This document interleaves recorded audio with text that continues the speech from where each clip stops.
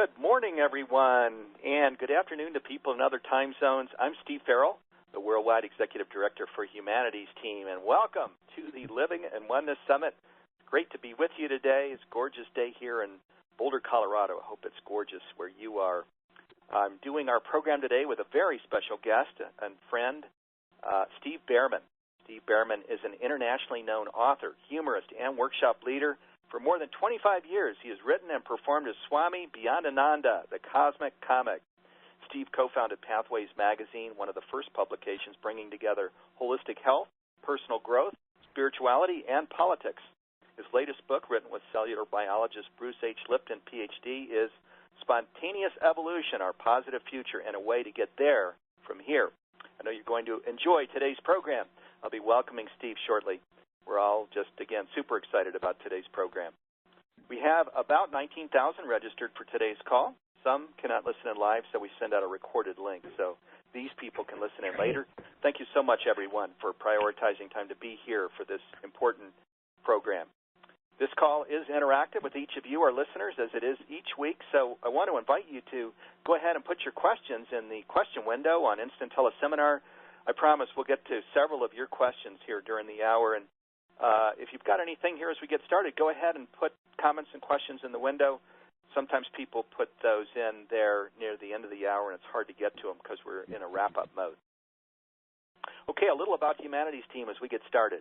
In Humanities Team, we see there is only one presence, the divine, and we see that we're all offspring and expressions of the divine. This means God's love, light, grace, and peace are ours because there is no separation, and we share the same essence. We don't share this as something just academic or intellectual. We believe everyone and everything is really a beautiful and sacred face of the divine. Since our founding in 2003, we've done our best to live as one with the divine, each other, and our earth home. We don't need to be perfect. It doesn't have to feel heavy. As we'll demonstrate on this call, it actually can be fun, and we can laugh and have fun, and humor can be very tied into this. When we talk about oneness with the divine, of course, this is true for all of life, not just humanity. This has repercussions for how we see ourselves, others, and the earth that is our home. This means everyone and everything is sacred and should be treated as such. It also means we're responsible for the world around us because, in truth, it's part of our authentic self, encompassing the whole of the earth. And perhaps there's nothing more important than this, than coming to see ourselves as a cell or a part of in the body of the divine, the earth, and stepping into a role where we're caring for the earth and humanity and the world that we live in. This is important and urgent work. We're advocating personal development that crosses over into all of our roles, including that of partner, parent, and public service, but also institutional change, so we live as one collectively and create a fulfilling, compassionate, and sustainable world. If you resonate with our work, we invite you to go to humanitiesteam.org, our website, and reach out to us about projects that you'd like to become involved in, and again, that's humanitiesteam.org. Okay, everyone, please get comfortable as we begin our program. I'm now going to welcome our special guest. Welcome to the Living in Oneness Summit, Steve Bhaerman. Great to have you with us. Well, thank you. Thank you. Thanks a lot. I'm glad to be with you today and to be part of this amazing movement, upwising, as people are waking up and wising up to our connection, and in helping to turn the ideal into the real deal and create what Charles Eisenstein would call the more beautiful world we all know is possible. Amen to that. The ideal into the real deal, and certainly that's our focus here, isn't it, Steve? So perfect. Great way to get started. And Steve is calling in from, he's on this Going Sane tour, not insane, Going Sane tour. And he was sharing, he's down in Tucson, Arizona. He's got a program there tonight. And so, Steve, thanks for stopping here so that you could call in. He's with his wife, Trudy, down there in Tucson, Arizona. And maybe a good place to start here, Steve, is just talking about your Going Sane tour. I know you've traveled the country, and maybe you can tell us a little bit about it. And, of course, you've been talking a little bit about Global Oneness Day during your tour also. So maybe you can just share a little with us here. Well, you know, again, one of the Swami, my alter ego, one of his jokes is, "I know what you're thinking. I am proposing a sane world. I must be crazy." And if we look at if we really look with a open eye at the kinds of things that are going on in the world and the institutions that are falling apart and breaking down and transforming, hopefully, we'll see that we're moving from what I call institutionalized insanity. Insanity being the classic definition of insanity is continuing to do the same things over and over again and expect different results. And we have been living for the past several thousand years under what I would call the rule of the lowest common denominator, which is dominate or be dominated. And it's understandable, that as, peaceful agrarians were overrun by marauders thousands of years ago, people have had to adopt protection as something necessary for survival and so on. And so we now are living in a world where we are so overprotected that the protection in the form of the military-industrial complex, in the form of holding on to our separation to preserve ourselves, is really endangering the survival and thrival of our entire species. So as my partner in Spontaneous Evolution, Bruce Lipton, would say, crisis precipitates evolution. And if we look at the current crises on our planet, the chances of precipitation are about 100%. So laughter and comedy is a way of levity helps us rise above whatever is bringing us down, seeing from a higher perspective. And when we're able to do that, we're able to really see the relationships that we do have, the connections that we do have beyond the veil and illusion of separation. So the way I'm calling my tour Going Sane is we are recognizing that every community that we visited, from Fairfield, Iowa to Roanoke, Virginia, now we're going to be in Tucson, Phoenix, and Sedona over the next 3 days. Every community that we have visited has a burgeoning sane asylum. That is a place where people have committed themselves to sanity. And by sanity, it's not necessarily normal. Sanity has the same vibration as health, coherence, and love. The word sanity, sane, is the same root as sanitary, sanitation. It's from sanus, which means health.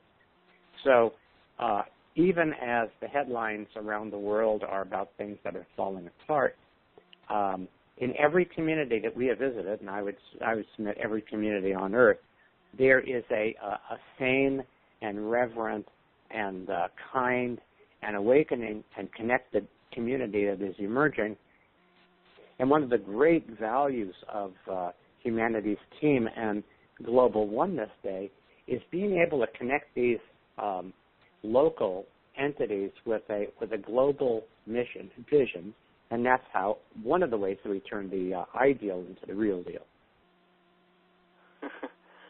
Awesome! Wow, that sounds like so much fun. And as you mentioned, these cities too is quite diverse. There up in the Northeast, and then Roanoke, Virginia, and here you are now down in Arizona. But in each case, you're sharing that there's a burgeoning sane community committed to self, committing to ourselves and the sanity, committing ourselves to sanity, which you define as health, coherence, and love, which, wow, how beautiful. And, of course, that's what I guess we're all feeling into, too, isn't it, that while the media headlines are reporting all of these things, polarity and crisis and Brexit and immigration problems, et cetera, that at a local level there are many good things going on. Of course, that there's a birth that's already happened, as Barbara Marx Hubbard liked to share, and the baby's being matured. And the baby that's being matured is, you're seeing evidence of that in communities where you're saying in every case, in each case, that there's this sane society or sane community that's devoted to health, coherence, and love. So, well, do you want to just, again, you certainly pulled me in, Steve, as you've described your tour. Just other little pearls of wisdom or insights or inspirations that you've gleaned from just being out there with people all over the United States. I'm sure it's been an incredible experience. Well, one of the articles I wrote a couple of weeks ago is evolution plays its trump card. And as we're noticing, the people are, the political conversation this year has been, so who are you voting against? And I think that the evolution playing its trump card indicates that we are now at a critical mass of the heretofore uncritical masses are recognizing that the system, as it's devolved, a system of corruption and pay to play and only money rules and lowest common denominator, dominator be dominated rules, and we have the poster child for that, Donald Trump, who is running, and he's essentially saying, well, you know, we have a what has to be called a sociopathic system. Why not have a real sociopath in charge? You know, and so the people in this country are. There's no way that you can sleep through this alarm. You know, and Fairfield, Iowa, being a great example. Our first stop. That's where the Maharishi International University is, where the transcendental meditators are, and it turned out that among the people that we consider close friends and cohorts, we had people who are tie-dyed in the wool Bernie supporters. We had the people who sponsored our event who were very much in favor of Hillary and were very angry at the Bernie people for raining on her parade. And then there were the other folks that we know there who were very devout Catholics and socially conservative, kind, sweet people who are probably going to vote for Donald Trump because there was nobody else representing their conservative point of view. And so what I got from that particular very profound visit is that in the heart we're not separated. It's simply these dueling duality, this or that beliefs that keep us separate. And often when people are opposing one another, they're not really opposing another person. They're opposing a caricature, a straw man. And so one of my visions, and something I've been working with for the past 8 years, is the transpartisan movement to help us overcome the partisan trap. Not pretending that we don't have any differences, but putting those differences temporarily into the background and into the foreground, putting our oneness, which again sounds abstract, but in reality what that means is the virtues and the values that the 90-something% of us who are not sociopaths share in common. And if the American people, in fact, if the people of the world were able to gather around these very coherent human values that reflect the heart and soul of who we really are and who we're becoming, as Dwight Eisenhower said, when enough people in the world really want peace, our governments will have to give it to them. And so this is really where this movement is coming together, because even though all of these people were separated in the head by their beliefs, we had a heart connection, and essentially all of us want the same things. So that's really what after this election, after this very toxic and an eye-opening election, as Swami would say, the truth shall upset you free. So it's very eye-opening. And after this, I'm really looking at increased conversation, cooperation, and visioning by groups of people from all sides, so that we actually can, instead of being polarized left and right, we're coming from a deep center which has to do with interdependence, our connection with the divine personally, independence, our willingness to be responsible actors on the stage of life, and interdependence, the recognition that we are all connected, and it's only by being connected as spiritually connected and responsible individuals that we can really cooperate effectively together. Oh, man. Boy, let's go deeper on this. I want to just first share, thank you, listeners, for sending in questions. We've got one from Brenda in Akron, Ohio. We're going to get to that one here in just a minute. But let's stay with this transpartisan movement. I love what you shared, Steve, that putting in the background these differences and then putting in the foreground oneness, which is really, all of what our work in humanities team. And to a great extent, your work is about, Steve, which are these virtues and values that we share in common. And of course, those are the values of the divine. Because that's what oneness is. It's saying there's this one presence, the divine, that we can feel, and it's the creator of the whole universe that lives in me and lives in you, that lives in the world and each person, all of life. And really, that means then that we're going to serve life because we're connected to it. We're a cell in this larger body, which is this earth and this universe that we live in, and we're here with a purpose. And that purpose can be to do these kinds of things that you're talking about, Steve, where we're waking ourselves up, we're waking the world up, we're embodying this oneness, and we're radiating that out into the world. And, of course, the oneness is good things. It's the spiritual energy is the energy of love and peace. It's also truth. So that's where the activism comes in and where we get our hands dirty. We get out and really get involved. So let's talk a little bit more about this, and this is an ideal time because we're about 30 days here before the election in the United States. I think there's a lot of concern about where things stand. I loved what the Swami shared. What was the quote that you attributed to Swami on the election here, Steve? Oh, we have a deeply divided body politic. Half the population believes our elections are fixed, and the other half believes are broken. The other half believes they're fixed. That could be one of them.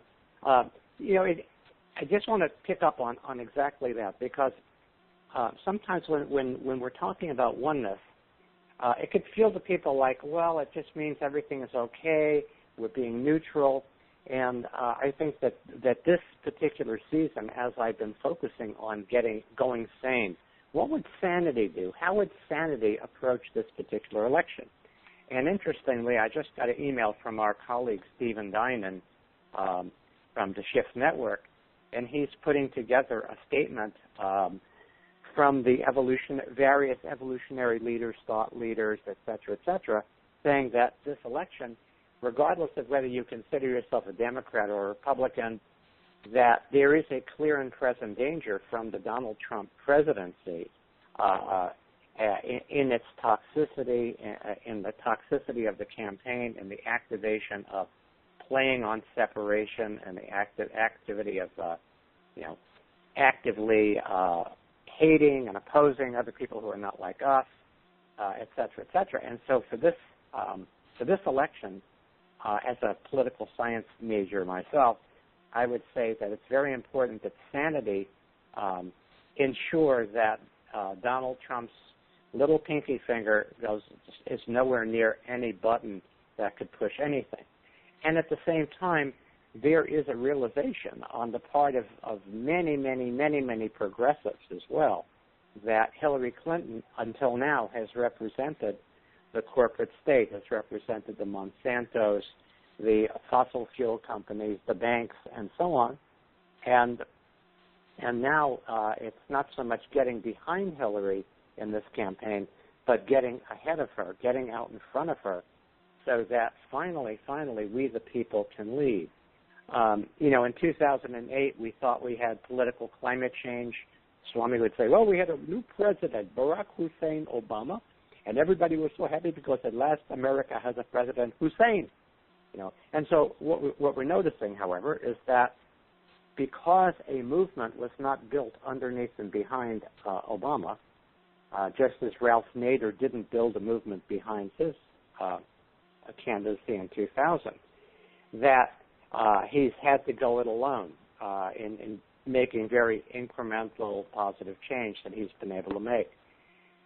The power of the Bernie Sanders campaign this year is in creating a strong movement that is only going to get bigger and only going to get more active, and will be very beneficial should Hillary become president in creating a forward-moving, unifying, we the people kind of campaign that I am hoping will also include awakening libertarian, conservative, mainstream people who recognize that only by working together and can we come up with ideas that are really transformational rather than falling back into ideological positions?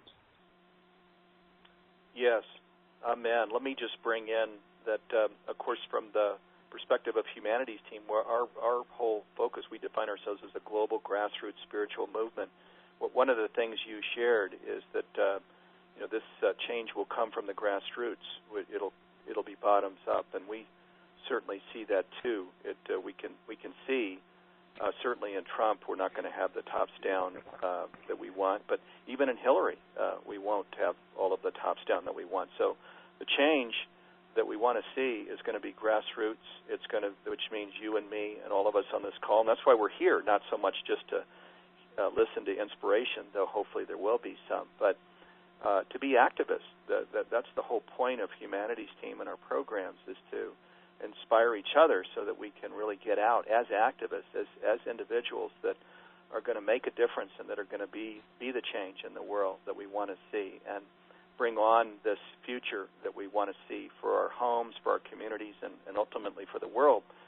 I myself left, as some people know my story, and Brenda from Akron, I guess this is a good place to bring in her question, because she wants to hear my story, and Steve, she wants to hear your story. She says, in your email invitation, you mentioned that you would talk about why you do what you do. I really do hope that you find time to do this. I'm interested in knowing why both Steves do what they do.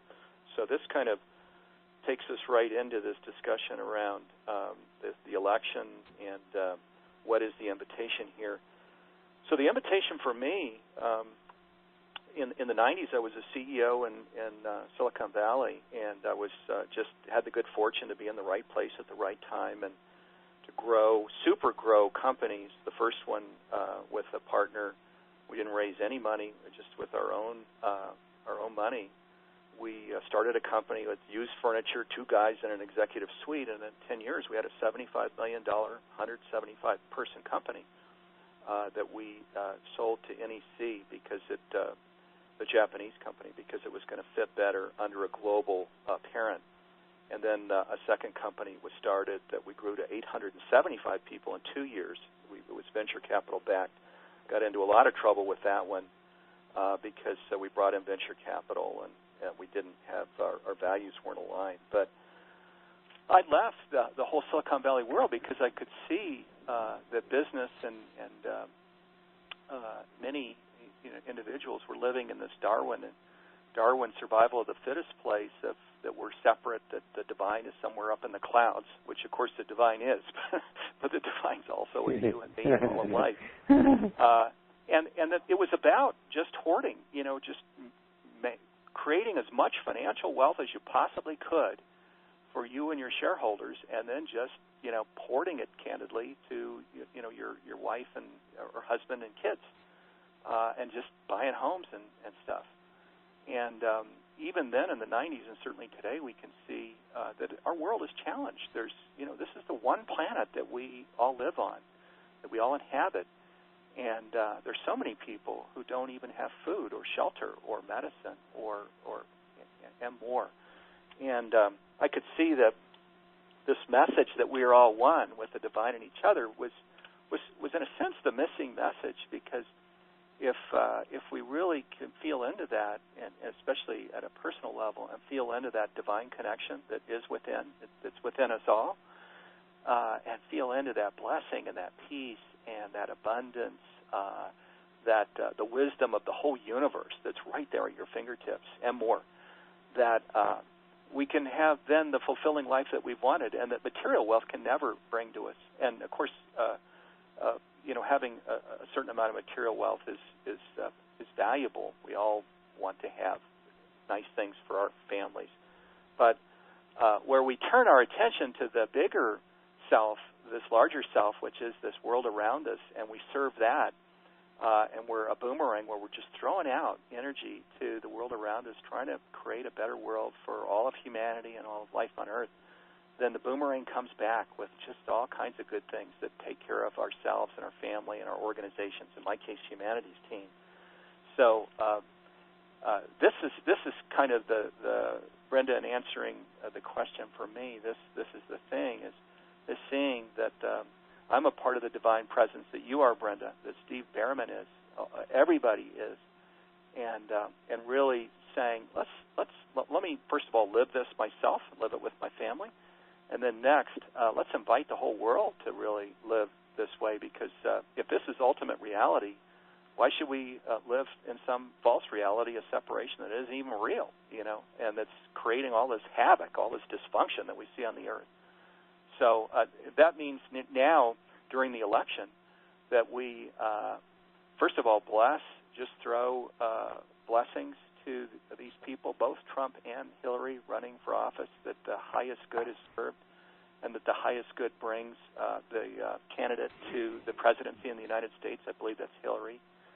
And but also blessings that are going to guide her, because as Steve mentioned, there are things like Monsanto that she currently supports that don't make any sense at all.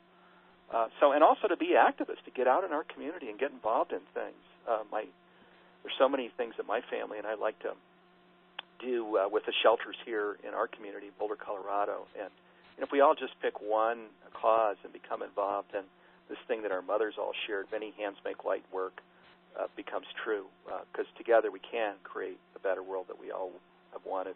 So, Steve, over to you on this personal question that Brenda asks. Well, first of all, thank you for sharing the story, because when you were talking about the kinds of values, financial values, somebody would say, well, those values make dollars. Makes sense. And you've heard that term. The term that I was thinking that came to mind is the almighty dollar. And what that indicates to me is the act of a coherent, connective view of the sacred that's shared, that goes beyond religion and non-religion. In the absence of that, then human nature abhors a moral vacuum, and the power of money will flow into that. So your story is a microcosmic story of where we are as a society, at really having the financial success, having the kudos, having the wealth, and then hearing the still small voice going, is that all there is? Is that what life is about? What is life really about? What's beyond all that? And so I think that your story is a microcosm of what we are going through as a society, having achieved the so-called American dream. Now what? What is that? And what does it mean? What's the price of it? What is the price of all of the things that we have? And I guess my story has generally been about. I was blessed to grow up in a family where we were encouraged to think for ourselves, and where we were, even if that meant going outside the social norm. And I always felt that everything that I've done in my life is something that had a foundation in what I was a child. Up in a housing in New York, I say I spent my deformative years there. I never really got into the wealth phase, because I immediately went to teach in Washington, D.C., and I left my home and cronies in Brooklyn. In fact, I just had a reunion with 3 of my friends from junior high school. It was really, really fun. But I took a different path. And I remember I went to Antioch Putney Graduate School, and most of the people there were 2 or 3 years older than me, and they had already been in the Peace Corps. And for the first time, I felt, oh, my God, I am meeting people who are up to something, who are looking for something beyond their own individual personal gain, who are looking to be connected in a world in a way that I had never known. And so that just kind of swept me up. I got involved in alternative high school, started alternative publication in Ann Arbor, where Swami made his debut.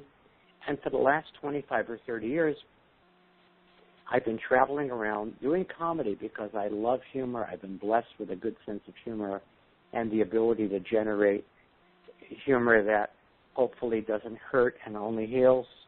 And I've come to personally recognize the power that humor has to put people above the line so that they more easily can see the connections we have with one another. And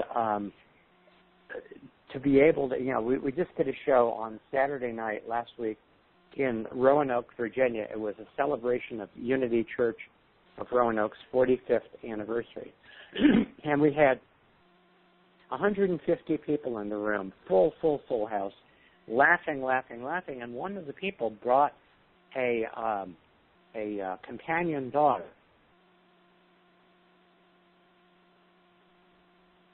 Oh, Steve, are you there? You said brought a companion dog. Yes. So the companion dog would bark every time anybody applauded. And so we had this wonderful, every time people were applauding. And it was such a powerful field of playfulness, laughter, and love. That, and in a certain regard, I feel like I was just kind of swept onto the field to share what it is that I share. And the blessing of what I do is that I get to hear people laugh.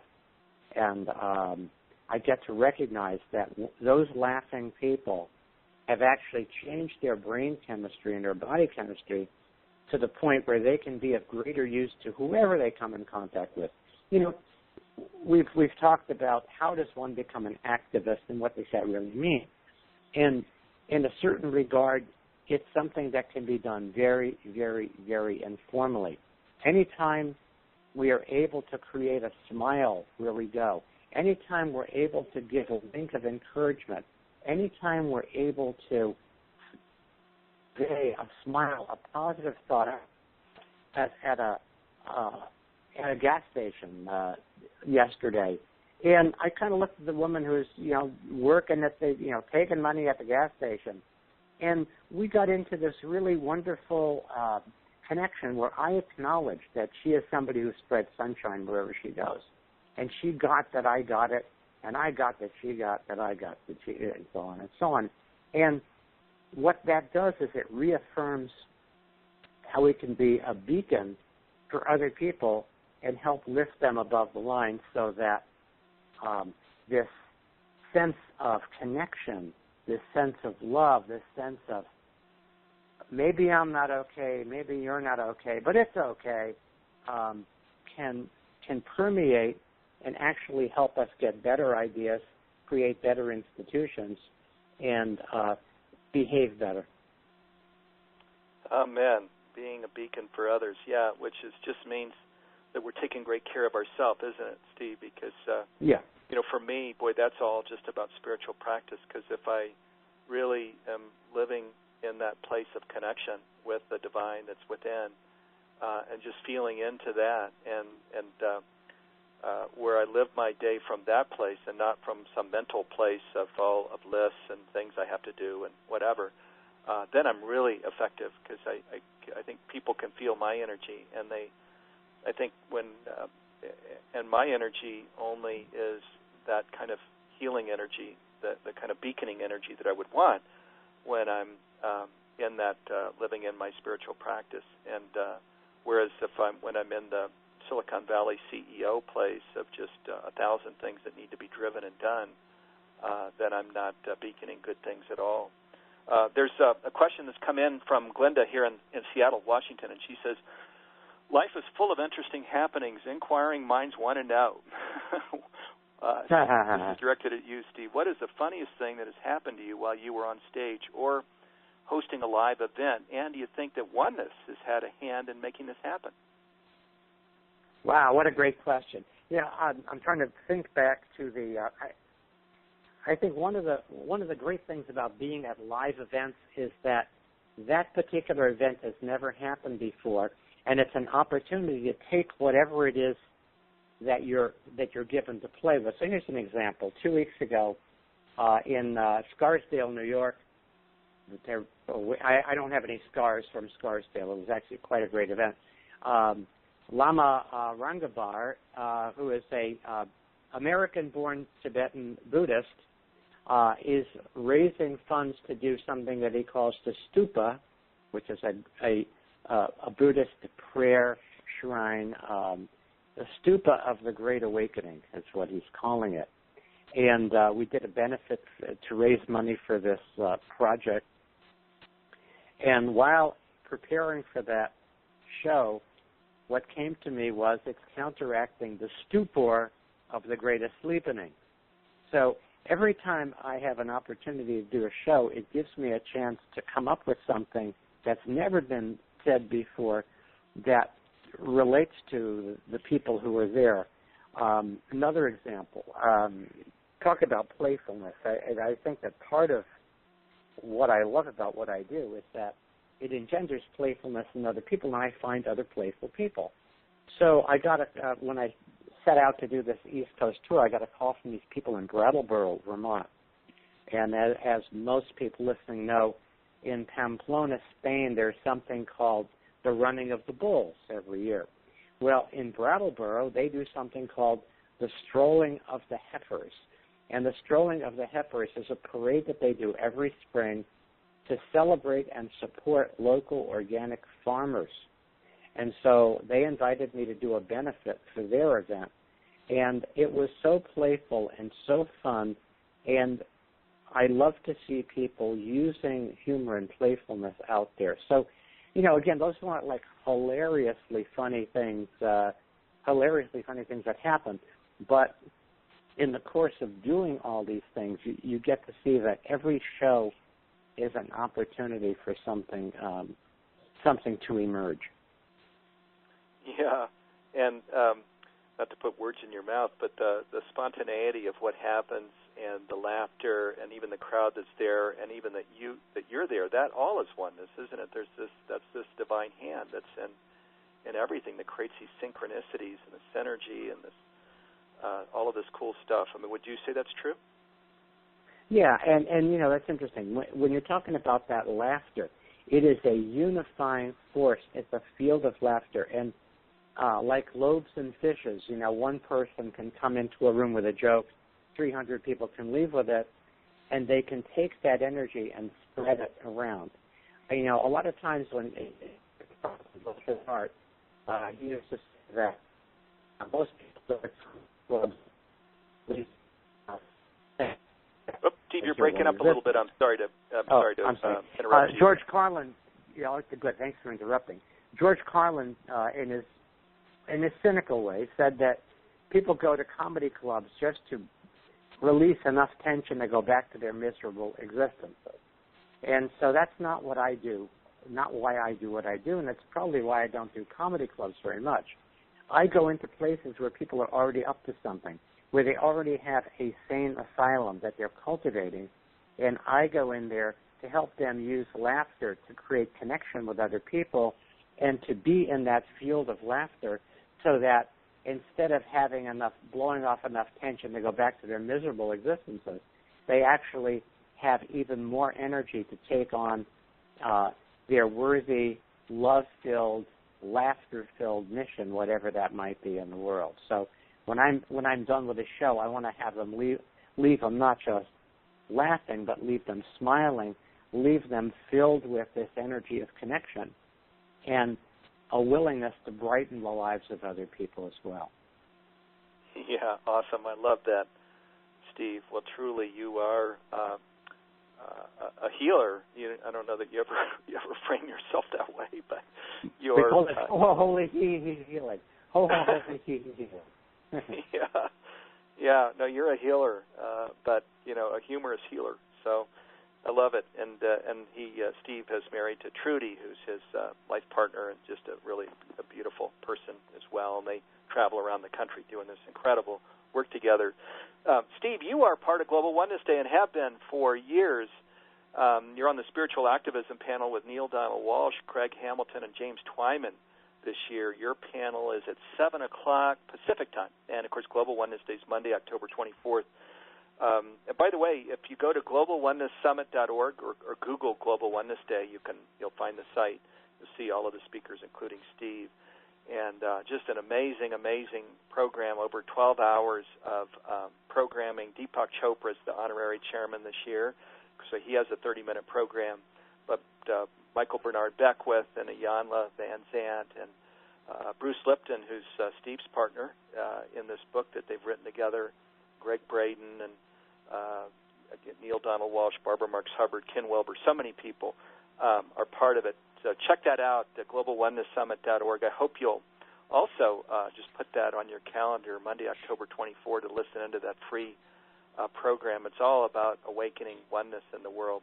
Steve, do you want to just talk a little bit about the panel that you're going to be participating in, which is spiritual activism, coming from this place of humor and healing, through the kind of humor that you share? Well, it was really it's very interesting, being with Neil Donald Walsh and James Twyman, Craig Hamilton, in that all of us are looking for ways to take, the ideas that have been cultivated. Neil, of course, is instrumental, and there wouldn't be a global oneness day or humanities team without his support and inspiration. James Twyman traveling around the world as a true troubadour, putting himself in interesting situations in order to call forth the connection and vibration in music, and creative working in the domains of meditation and evolutionary. I would call it theology in a way, because it's a new system that helps us move past the limitations of religion and go to the real, to the essence of religion, which is religare, to create a connection between ourselves, other human beings, the web of life, and of course the oneness of everything. So that is a very, very healing conversation. I can say that we've had that conversation, that we've recorded it. It was a beautiful interconnection of building one idea on the other, and I think that people will be inspired to actually take these ideas into their lives, even in their interactions and connections with other people, and recognizing and holding the context. We live in a world of where we're inundated with content, and the overwhelmingness of content needs to be counterbalanced by the coherence of context. And the oneness coherence is very, very important, particularly in dealing with the challenges of our individual and family and global life. One of the sponsors, along with the Global Oneness Day, one of the sponsors for my Going Sane tour is the Association for the Tree of Life, which is an organization, a faith-based organization that is dedicated to turning the climate change emergency into a climate change emergency, as in recognizing that through community and love, the two tools that we have for evolution, that we human beings can use this climate crisis to create the greatest opportunity ever, which is to create a working model of humankind working together, using that currency, human kindness, to actually come up with breakthrough solutions where we have way, way, way, way, way more winners rather than the I win, you lose, or you win, I lose model that we've been struggling with for 5 or 6 or 7,000 years. So part of the value of Global Oneness Day, as I said the other day in a little tickler we did, wouldn't it be great if we had, Global Separation Day? Once a year we celebrate separation. All the other days we're connected and we're living from this connection. And so part of the reinforcement of participating in Global Oneness Day, even if we've heard these messages before, hearing them now with a new ear and recognizing that everyone that this is this new truth that is coming through, and the more we reinforce that truth, the more we actually live into it and experience that manifest in our world. Even as the darkness shows up to say, "You sure you want to get rid of us? You sure you don't want to go back to the Middle Ages and the Inquisition and all of that stuff?" Just checking. And and I think that part of that really means healing our inner Donald Trump. and healing our inner wanting to dominate, only feeling safe if we know that we're in control and so on. And the kind of control that we're looking at, Glenda Green in her wonderful book that I'm sure many people have read, Love Without End, distinguishes between control and command. Control is something where you're using your little mind to try to move these iron particles around on a piece of paper. Command is when you're aligned with this universal wisdom that, like a magnet, can actually align those iron filings effortlessly. So the more we align with this command central, thy will be done, as it's been put, as the small little will becomes part of that big will, then we know that we start to see real positive, fruitful changes coming in our world. Yes, we do. Yeah, and it all starts, like you say, with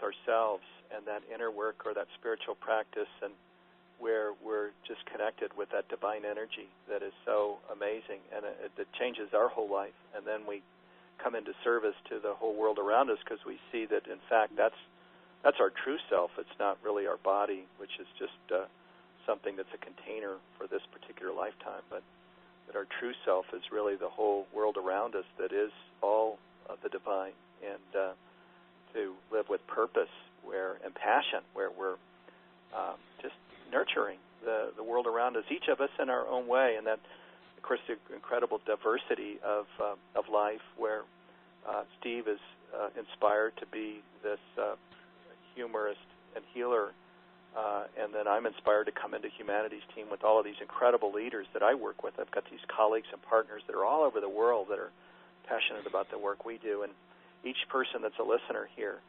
inspired to do their particular thing. So, but each of us going within to our spiritual practice and to hear our calling of what is our particular purpose, what's the particular thing that we can do to just create a fulfilling life for ourselves and for our family, and then things that we can do in service to the world around us. Because certainly, as we look out at the world around us, we can see that we all really need to become involved. It's not a time where we can sit in the stands. We all have to come down on the field and play. So just a few more words about Global Oneness Day. Of course, its whole focus is the theme this year is seeing the divine in life, and then standing in the shoes of the quote other. So, of course, the seeing in the divine in life is seeing that one presence and seeing the sacred in each person in life, and that then creates the compassion, because where we see the divine in each other, how can we not be compassionate? And then the standing in the shoes of the other just goes with that. It's seeing, the good in other people. Even Donald Trump is, in a sense, he's a fallen angel, isn't he? Because he's a part of the one, just as we all are. But I'm using this terminology, fallen angel, because I think he has fallen into habits and patterns that maybe don't serve him as well as they could, or his family, or the world around him.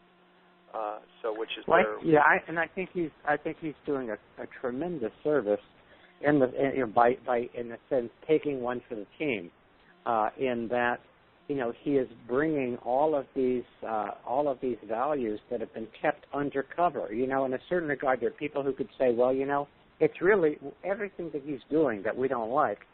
These are all things that have been done secretly.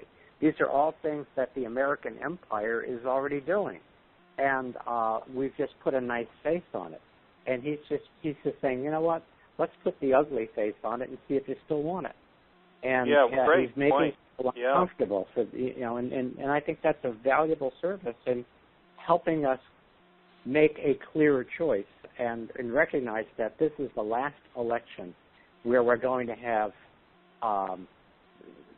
two candidates that are so unacceptable to most people in this country. And it's going to actually precipitate a transpartisan movement where we begin conversations. In fact, these already exist. There's living room conversations that Joan Blades and Amanda Roman have been convening between progressives and conservatives all across the country. It's already happening, but it's not in the news because the news likes polarizing news. And so part of us is that we have to make the new news if we don't like the old news.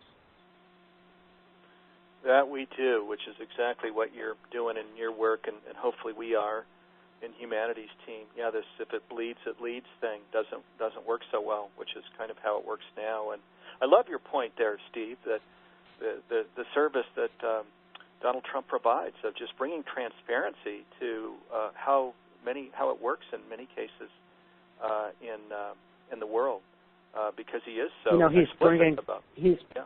He's bringing out. I started thinking about Black Lives Matter and racism and all of that, and there has been. Obama.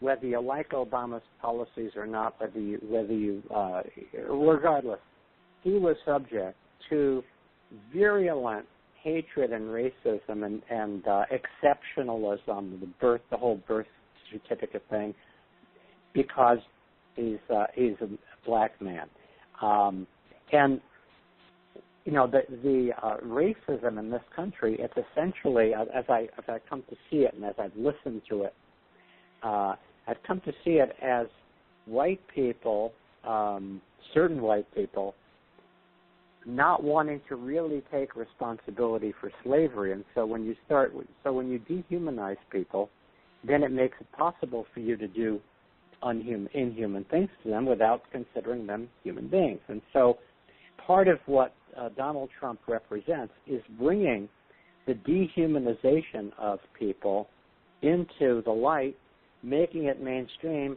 inviting people to magnetize to it. Trump has invited people to magnetize to it. And, Republicans who have conscience and consciousness are put in cognitive dissonance because he's the only one who ostensibly is representing quote-unquote conservative values, although conservatives like Teddy Roosevelt and Dwight Eisenhower and Barry Goldwater would definitely flip in their crypts if they saw what Trump was up to. And it's essentially looking at how people have been manipulated, through Fox News, and for those people who are numerologists out there, in numerology, Fox is 666, F-O-X, how that has taken this hatred and turned it into fuel for a political movement. And I think that one of the very, very important reasons to send Trump down to defeat, vast defeat, is to essentially say, we're not having any more of this stuff. We're not having any more of this manipulation via hatred. We're now ready to move on to have a more constructive conversation. Yeah, well, amen to that, Steve. And boy, one of the things you talked about there was racism, and that, of course, is a worldwide phenomena. And one of the keynotes this year is Iyanla Vanzant. She's got this show on Oprah, and this was a pre-recorded program also, so I'll speak about it.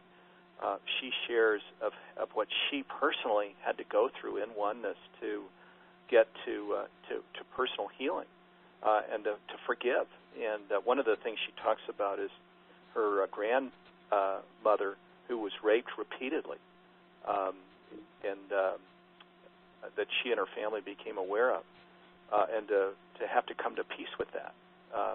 So she talks about that. When we talk about oneness, there are many tangible things. It's not an abstract thing at all. But to get to this place of real unity and peace and bliss and love and so on, there's a lot that we have to walk through, including messy situations where forgiveness is necessary. And there's a lot. This whole thing that was started in South Africa by Desmond Tutu and Nelson Mandela, this truth and reconciliation process, I think is probably directly ahead for many of these things that are not healed. Racism and the way indigenous people have been treated, and the cultural story about indigenous people here in the United States as an example. those things are going to have to be addressed. We won't get to healing without addressing those things. But let me just share, because with Steve and I could talk for hours, and he's such a dear friend. I want to tell you where he's going to be, and he'll give you a website here in a second where you can get more information. But he mentioned he's in Tucson, Arizona tonight. He's at the Cosmic Comedy Show, so if you're down there in Arizona, that's tonight at 7 p.m. at the Community Partners, Inc. And then tomorrow night, Friday night the 7th, he's in Phoenix. He's at the Desert Song Healing Arts Center. That's in Phoenix. Then Saturday night, October 8th, he's in Sedona, Arizona at the Cosmic Comedy Show, or that's the name of the show. It's actually at Unity of Sedona is where the program is. And then Sunday the 9th, also in Sedona, is he's at Unity of Sedona. Again, it's called Wake Up Laughing Play Shop. And so that's a workshop, 2 to 5 p.m. How can people get details on this, Steve, if they want to? Well, they can go to my – thank you so much for mentioning those, Steve. My website is wakeuplaughing.com, and if you go to wakeuplaughing.com calendar, you can get my entire schedule. And also the Play Shop Sunday, I will be co-leading with Trudy because she is, just as I grew up in a family where the humor was a natural thing, she grew up in a family that didn't have humor, and she has learned to playfully commit random acts of comedy, and she is a light in herself. So for people who come to that, they'll get to experience Trudy and I working and playing together to help bring out their natural humor. And again, wakeuplaughing.com, go to the calendar, Swami's calendar, and you'll see all of the events. And I'll also be at the AGNT event that I think you had mentioned that event perhaps coming up in October in San Diego. I'll be at Science and Non-Duality, which is a really wonderful conference in San Jose this month, and Unity in Santa Barbara for Halloween. So if you're on this particular coast, the West Coast, you can come see us. And also, just send me a note, info@wakeuplaughing.com. I'd love to be in touch with you, hear your thoughts. You can get my notes from the Trail blog, which has a lot of these sharings in them.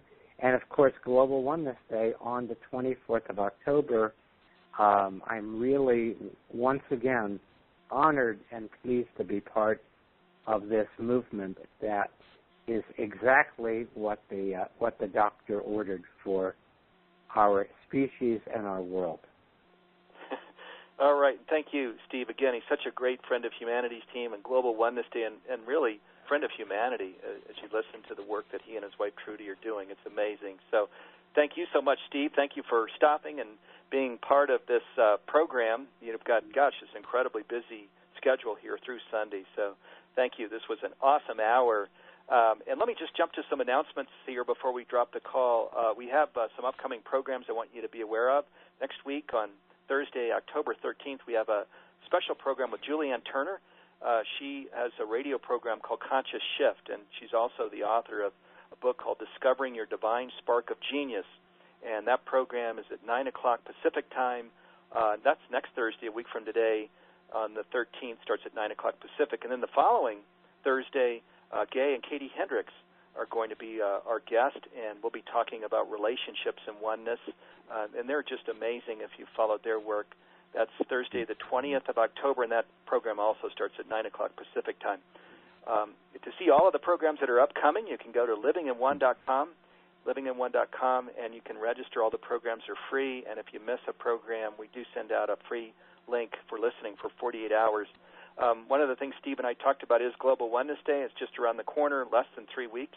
We call it our Earth Day for an awakened humanity. In fact, Steve Bhaerman gets he's the man, actually, that created that term, Earth Day for an awakened humanity. You might remember that, Steve. Amazing. It's Monday, Very October, good. Well, Monday, October 24th, because there are a lot of ways to frame it. Steve came up with the words, which we all use now. I mentioned Deepak Chopra is our honorary chairman, and there's also this panel called Spirituality, the Process of Going Within, with Patricia Cota-Robles, who also lives in Tucson, Matt Kahn, Kenji Kimura, and the Spiritual Activism panel that Steve and I talked about. If you go to globalonenesssummit.org, you can see the whole program and register for that free program. This program, let me just jump to the end because we're out of time here. So I want to just thank you again, Steve, for being here. Incredible hour. Really enjoyed spending this time with you. I also want to thank my colleagues, Dee Meyer and Annette Kennedy, who create this program. They're running the back end. They've been bringing in questions from you all. And then I want to thank all of you, the listeners and the participants. Thanks for being here today, and thanks for making this a priority. We really appreciate it. And in closing, I want to invite everyone on this call to really live as one with the divine and each other. This is ultimate reality, and this is one of the best ways to spread the invitation of oneness, and it's how we'll create the world that we've all dreamed about and envisioned, as we know we already are all one. So let's embody it. So enjoy the rest of your day, and we'll see you next Thursday, October 13th at 9 o'clock Pacific time when we're back on the air. Thanks, everybody. Lots of love. Thank you, Steve. Lots of love. Thank you. Bye. Take care. Bye-bye.